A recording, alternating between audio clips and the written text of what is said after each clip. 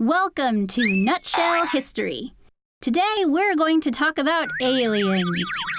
No, not little green men. We're talking about immigrants. The history of legal immigration. America is, for the most part, a nation of aliens. That's the legal term for immigrants before they become naturalized citizens. So let's break it down. If you're from another country, you are an alien. And we're glad to have you. If you're born in America, you're a citizen. Congratulations. Immigrants have essentially made America what it is. Throughout American history, we've continuously made and adjusted rules about who gets to come within our borders and who gets to become a U.S. citizen, all of which has affected the diversity and unity in the U.S. Get ready to time warp.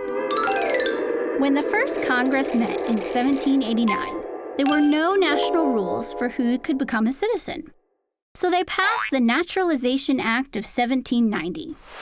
If you were a free white person, had upstanding character, and lived in the U.S. for just 2 years, you could become a citizen. By 1798, there were lots of immigrants coming from places undergoing bloody revolutions. Congress thought they might want to figure out a specific process for letting all these immigrants into the U.S. So they passed the Alien Act. It granted the president the power to deport any aliens deemed dangerous to the peace and safety of the United States. It didn't really work. Many felt that the Alien Act restricted attempts to preserve American unity. So they dumped it 2 years later. Let's time warp again to the 1840s and 50s. Immigration was really picking up steam. In a span of just 10 years, Irish and German immigrants flooded into the East Coast. Some Americans became worried that the different languages, customs, and religious beliefs of these new immigrants would alter American culture as they knew it. So, to protect it, nativist political parties formed to slow and stop immigration. Some people joined the cause, but for the most part, the parties weren't popular from sea to shining sea. Meanwhile, on the West Coast, Chinese immigrants started to build a new life in America. Yet their foreign languages, appearance, and customs caused even greater discrimination than their East Coast counterparts. It was so bad that in 1882, Congress passed the Chinese Exclusion Act. For the Chinese, it meant this. If you're here already, no citizenship for you. If you're trying to get here, turn around and go back where you came from. Their words, not mine. The United States changed its tune during World War II, when we needed China as an ally, so we let the Chinese back into the US. Cheers for diversity! Time warp! Back to the East Coast in the early 20th century.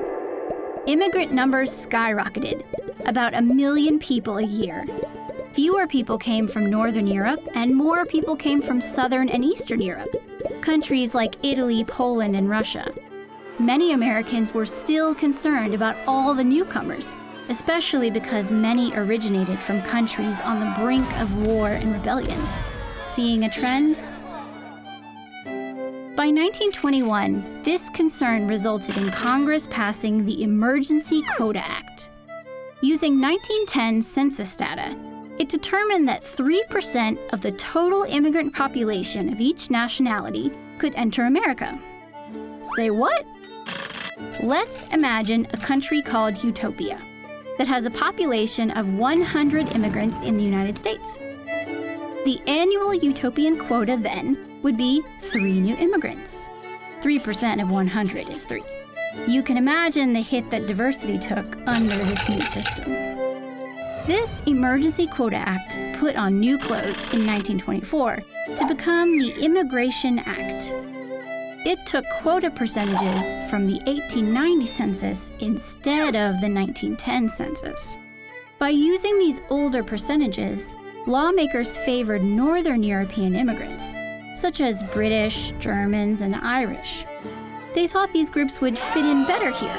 Or was it that they liked these groups better? You decide. As you can imagine, Immigration from most other nations and regions slowed down. But never fear, the civil rights movement is here, which threw these quota systems out the window and changed immigration. Buckle up for the last time warp. There's this fantastic idea that resulted from the civil rights movement that, hey, a person's merit might not be based on what country you first called home, or even your skin color. The Immigration and Nationality Act of 1965 overturned the old quota system, favoring immigrants with specialized skills and family ties within the United States. When President Lyndon B. Johnson signed the bill, he said that the old quota system violates the basic principle of American democracy, the principle that values and rewards each man on the basis of his merit as a man, and presumably as a woman. After this act was passed, America saw an increase in diverse immigrants, including those from Africa, Asia, Latin America, and the Middle East. So, how should we decide who can immigrate to the United States? Does too much diversity fray our unity? Or does the diversity created by immigrants' new ideas and customs make America a stronger country?